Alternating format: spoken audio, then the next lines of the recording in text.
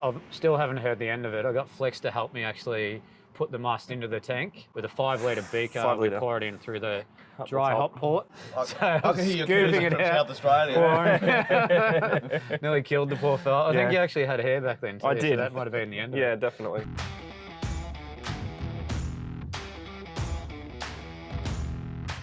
Hi guys, and welcome to a special edition of A Beer with the Brewer. And we brought along the winemaker as well this time. So, Matty Wenk from Smidge Wines and St. Brioche. How are you today, mate? Very well, thanks, Lex. Mate, no problem at all. Matty, always a pleasure. Oh, mate, I love it. Hey, So it's good to be fresh here. in the morning, isn't Fresh it? in the morning. It is a bit fresh. I'm just saying we don't normally do them at this hour of the morning, but No. here we are. Yes, exactly.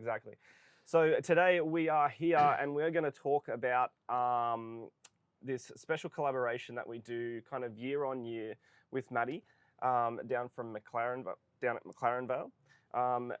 Probably most of you know the collaboration as our Montepulciano IPA. And this time we have changed it up a little bit and we have used Cabernet grapes instead, which I think has turned out pretty fantastic in my opinion. And also, Matty put the challenge out to Matty Cuthbert. So as you can tell, there's 3 Matts here today, to make a wine side by side and see how that comes out. So today we do have a Cabernet, a natural rosé. So it is slightly a little bit cloudy on that, so it's not totally filtered. And then also the Rosé IPA. So, Matty, just to start off with you, mate, the winemaker. Yes. Tell us a little bit about your history and how you came along to making some wine, and I guess what was one of your favourite wines, and I guess we can taste this and get your professional opinion on it also. Put me on the spot. Just to throw Matty under the bus and put you on the spot. So Don't do that. This is my first try. I'll cut a long story short. I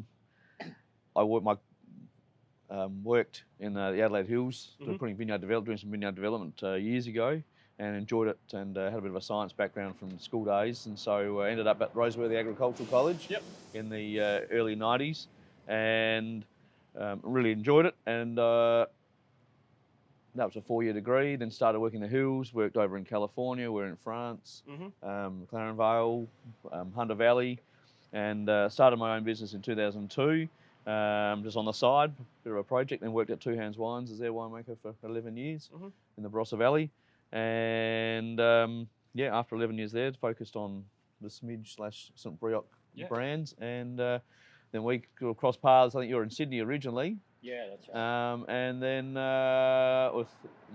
3 years ago we started the collaboration, and using Montepulciano to start with, but now obviously with the double whammy, doing the wine and the beer, or the Cabernet was, we thought we'd change it up a bit, and here we are. Fantastic. Well, Matty, I've sampled plenty of your wines, and I can guarantee you they are just some of the top wines floating around. I absolutely love them. So, Without further ado, should we have what should we go first? Should we go for the wine, since the winemaker just had to speak? Certainly. All right. So I guess you could probably talk a little bit more on this as a natural rosé.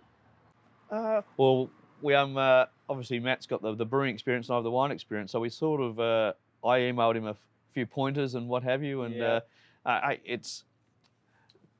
there's a great little I suppose a process that you go through to get from A to B, and obviously brewing and winemaking is very similar, that we're converting sugar to alcohol in some shape or form. Yeah. So obviously it's a little bit cloudy. I think you've still got it chilling and it will settle. Yeah, that's right. It's still quite fresh. So, but yeah, I mean, there's a bit of yeastiness on it, but there's lovely sort of fruit weight and a beautiful dry style and fresh and good acidity. And it's only 25 degrees today, and tomorrow we've got the party tomorrow. So I think it's going to be perfect for that kind of weather. Absolutely. Perfect rosé weather. Absolutely. So I guess a step back, we spoke briefly about the concept. We've made the Montepulciano IPA the last 2 years. So in terms of making the beer, we make an IPA base, pretty light base for an IPA. Yeah. And then the first time we did it, I got a little bit confused. I thought we were getting juice. And then it was... He cursed me for a while. I think it was the Thursday before Easter, and you and I were standing out the back here at Oxford Street. We said, yeah, we'll just opened throw up this this in. big 200-litre drum, I guess, that comes in. Yeah. And I was like, oh shit. So it turns out it was grape must. So basically that's the grapes half crushed. And we're like, wow, this is going to wait until after Easter. Yes, definitely. So Put it in I went the away fridge. for Easter, put it in the fridge. Thankfully it didn't ferment in the meantime, which can happen. Yep. And then I still haven't heard the end of it. I got Flex to help me actually put the must into the tank. Yeah. I was just explaining how we do it. It's quite rudimentary. It's with a 5-litre beaker. 5 We litre. pour it in through the Up the dry top. hot port, so you're up the ladder. So I was can hear you scooping it from out. South Australia. pouring. Nearly killed the poor fella. I think Yeah. you actually had hair back then too. I so did. that might have been the end of Yeah, it. definitely.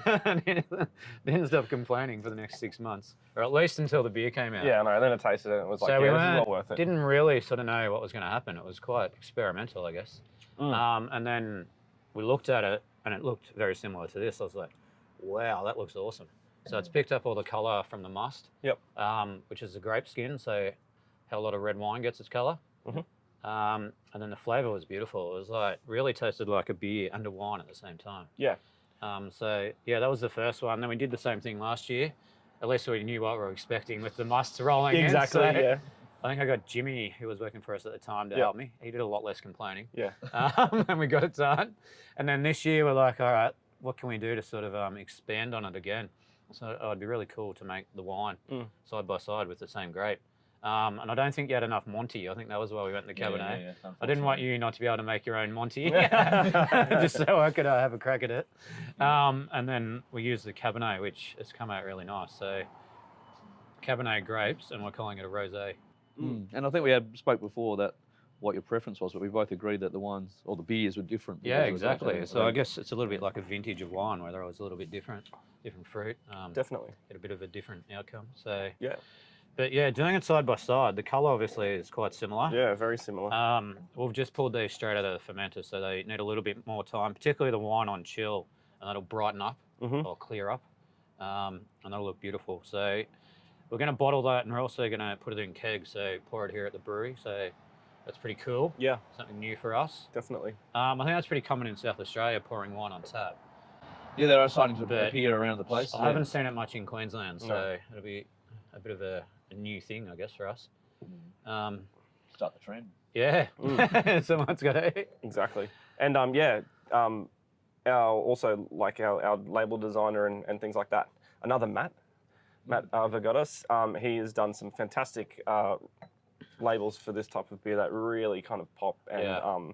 I guess you'll see it on some social medias, and also if you're in the brewery, on the wines and things like that. It's just, it really just lifts this wine, and also this IPA that we've done as well. So we're really proud of every single element that's come together on this project. So, and it's good to collaborate with some really fantastic producers as well, and winemakers.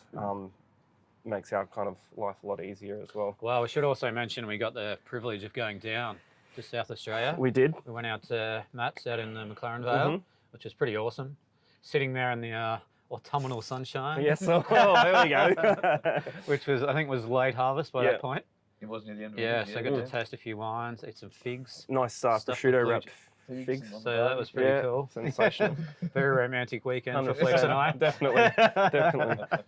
So I cramped their style. That was pretty hard work getting down there and getting to check out the wineries. yeah, it was a bit of a splash and dash that weekend, so it was really good though. Pleasure hosting you, boys. Yeah, so pretty cool. And now obviously you're coming up for the end result of what we'll put together. So definitely good to have you up here and see what we've created. That'll be a lot of fun. Yeah. So Matty, this IPA, you said a little bit about it. It's kind of, it is very different than the Montepulciano as well. I think it has a lighter flavour profile on it, and slightly less tannins probably at the end of it. I think this year, based on the first two we had done, I think people sort of like the first rendition a little bit more.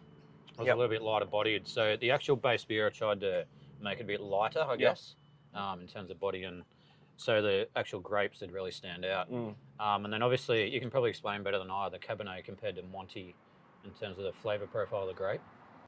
Yeah, and in a warmer year like we've had this year as well, Monty would be a lot juicier, which is very similar to last year.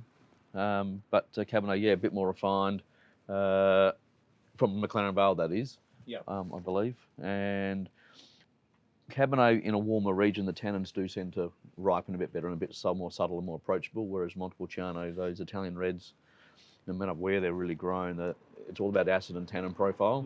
And there's obviously different varieties from Italy, have different levels of it, but Monty's sort of at least in sort of the top half of that range of intensity. So, yeah, seeing that, you're just saying that the tannins, you think of this a bit softer, whereas, the Cabernet tannins in a warmer region do tend to ripen and a little bit more rounded and not as pronounced. So, yeah, it's it's really interesting, and creamier this year as well. And you thought, what did you say earlier? I think you said, well, I think it's picked up a lot of protein from the grapes, like being on the skins for so long. Last year, I think it only sat on the grapes 3 or 4 days, whereas this has probably been in tank for a month. Because we haven't had the time pressure here. And I think because of that, it looks beautiful. You poured that 15, 20 minutes ago. It's still got a nice white sort of foam on it. So protein is a massive thing in foam. So any beer needs protein to sort of hold the foam. And I really think the grapes has added to that. That's what's got that beautiful sort of white head and lacing. And really fine bubbles, isn't it? Yeah, it's almost like it's been on nitro. Yeah. So it's, the mouthfeel and texture of it is lovely. Yeah, it's beautiful. And I'm like, with this, I think I pick up like maybe some strawberries and some raspberry type of... subtle red fruits. Yeah, really, really nice.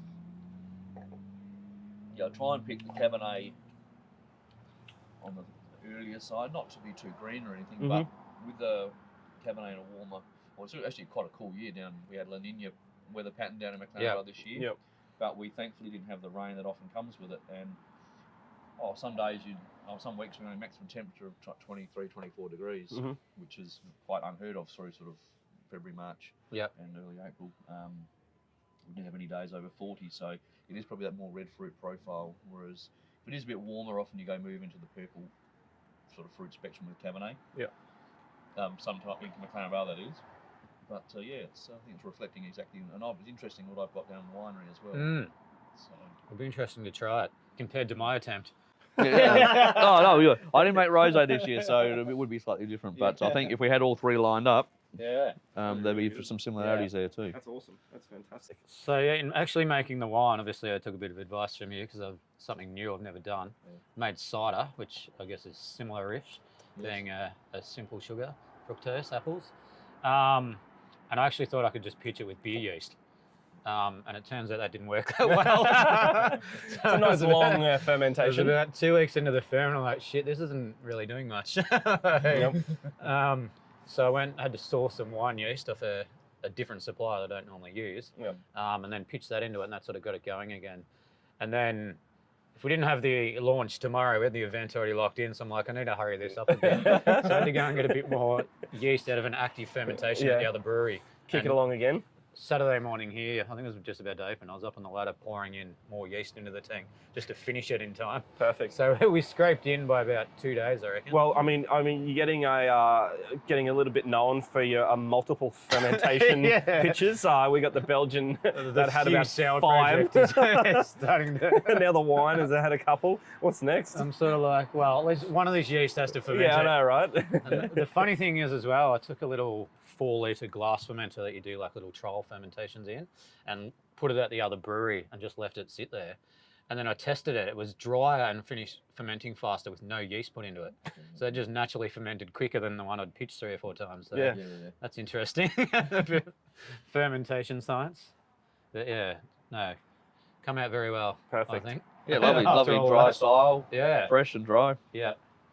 So it'd be good to see it in a week, I think. A lot of that haze, it's still got a little bit of yeast in it to throw on that haze, but it'll really clean it up. Yep. And be very fresh. Yeah. Mate, absolutely beautiful wine and also beer. So much similarities in there, and I think that's what we're really kind of aiming for.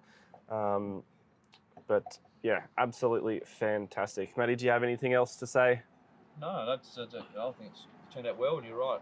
There's a lot of similarities and a great experiment. And it's always a pleasure catching up with you boys and doing the collaborations. Absolute pleasure. You'll be able to get these from many stockists out there. It's going to be very limited. Also, so get in and get one of each and definitely side-by-side trial them. Let us know how it goes, what your thoughts are and everything like that, because we would love your guys' opinions also.